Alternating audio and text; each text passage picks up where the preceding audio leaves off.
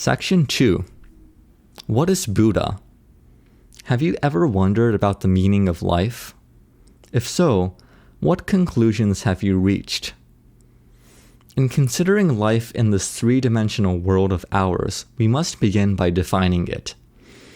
Many people think of life as the brief handful of decades we spend between birth and death. If this is what you currently believe, then prepare yourself. This book will turn your entire worldview upside down.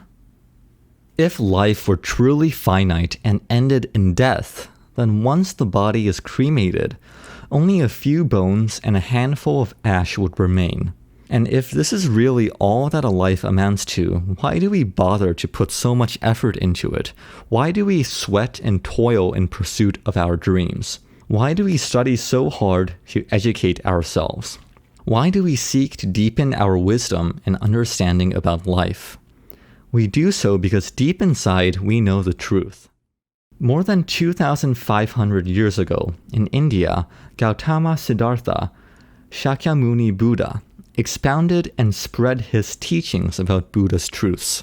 Throughout the 80 years of his lifetime, he tirelessly educated people about the purpose of life, the unique missions that all people are born with, and the existence of the other world, the spirit world. Were all those teachings just an effort to fool people? Of course not. Nor were they ignorant statements rooted in lack of sophistication or knowledge. Rather, they were the principles of a man who had attained enlightenment. Skeptics may be proud of their intellectual sophistication, but can they credibly claim to have mastered greater truths than Shakyamuni Buddha? If cynics insist that the teachings of Shakyamuni Buddha are false, then what about the truths taught by Jesus Christ 2,000 years ago and his belief in God? Are those teachings also meaningless? Covered in blood and sweat, Jesus prayed in the Garden of Gethsemane and was crucified wearing a crown of thorns. Today, he is revered by more than 1 billion people. Jesus was a true envoy of the truths, and those who write him off as a madman are the very people who ought to come forth and prove their sanity to the world.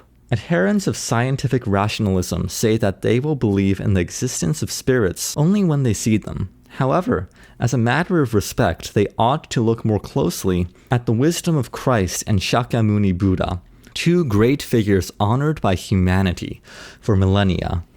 The only way anyone could credibly dismiss the truth of their teachings is by proving that they have understood the wisdom of these figures thoroughly and discovered themselves to possess greater wisdom and saintliness. No one has ever done this, and no one ever will.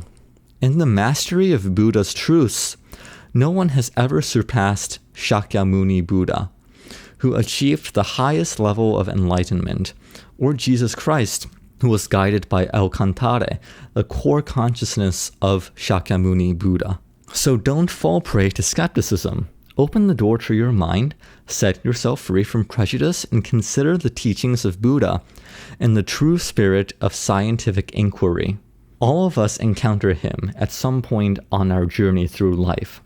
You only have to look around you to find clues that lead to his teachings, for they are scattered everywhere. He provides the greatest clues at birth and death, but we can also capture glimpses of him in times of adversity and love. Come, then, and join me in the pages ahead as we explore the question, what is Buddha?